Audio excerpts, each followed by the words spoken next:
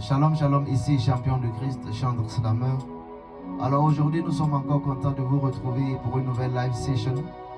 Et avant tout propos, nous allons vous demander de vous abonner à nos différentes pages de communication sur Facebook, sur TikTok, sur YouTube et également sur Instagram. Vous tapez juste champion de Christ Ministry et vous pourrez nous suivre.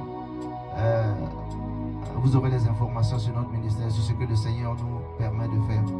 Alors aujourd'hui, nous allons parler d'une chose assez amusante. Il s'agit de la notion de l'argent. Et à travers ce texte, nous allons dire qu'est-ce que Dieu pense de l'argent et qu'est-ce que le monde pense de l'argent. Et le titre de ce texte, c'est « Pourquoi veux-tu être béni ?» Donc, alors que tu écoutes ce texte, pose-toi cette question. Pourquoi je vais être béni? Amen. Oh, merci Saint-Esprit de ce que tu parles à un frère, de ce que tu parles à une sœur à travers ce texte. Alléluia. Oh, merci. Dans une vision à Gabaon, une question pleine de sens avait été posée à un jeune homme. Mon fils, que veux-tu que je fasse pour toi? Dis-le et tu l'auras. La réponse à cette question fut à la fois étonnante et troublante.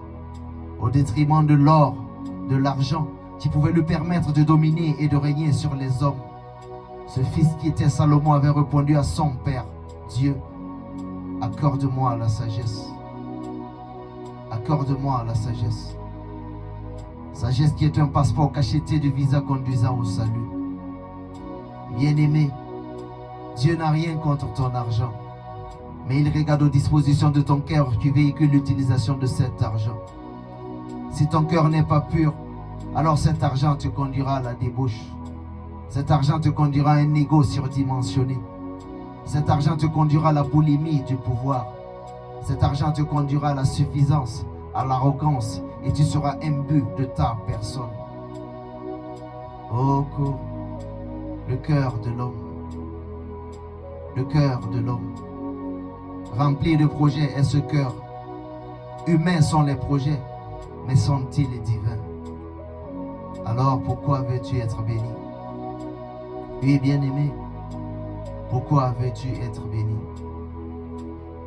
La plupart du temps, nos bénédictions sont bloquées, non pas par un péché ou par une iniquité, mais par une motivation nombriliste de nos pensées. Jéhovah Jireh, le Dieu de la provision, n'a aucun souci avec ce que tu lui demandes. Mais le souci trouve sa source dans le pourquoi de cette requête. Le Seigneur est comme un homme d'affaires. Permets-moi le terme. Quelle est la place que Dieu occupe dans ce projet que tu lui as soumis? Dieu trouve-t-il son compte dans ce projet? À qui appartiendra la gloire après l'aboutissement de ce projet? Alors pourquoi veux-tu être béni? Vous demandez et vous ne recevez pas parce que vous demandez mal dans le but de satisfaire vos passions. Dixit Jésus-Christ. Alors l'exaucement de ta prière dépendra de la noblesse et de la propension intime qui se cache derrière cette prière. Et ma prière est que tout ce à quoi nous espérons et nous œuvrons porte la marque indélébile et l'estampille de celui qui appelle à l'existence toute chose qui n'existe pas encore pour la seule gloire de son nom. C'est ainsi que nous serons bénis.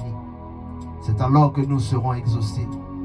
Et enfin nous dirons, Seigneur, nous voulons être exaucés afin que ton nom soit glorifié. Glorifié. Oh, merci Saint-Esprit. Alors, gloire à Jésus. Si ce texte t'a touché, si ce texte t'a parlé, nous te prions de partager massivement autour de toi, afin que toutes les personnes qui sont autour de toi puissent également avoir une autre conception, une autre compréhension de la notion de l'argent. Au nom de Jésus. Shalom, shalom. Dieu vous bénisse.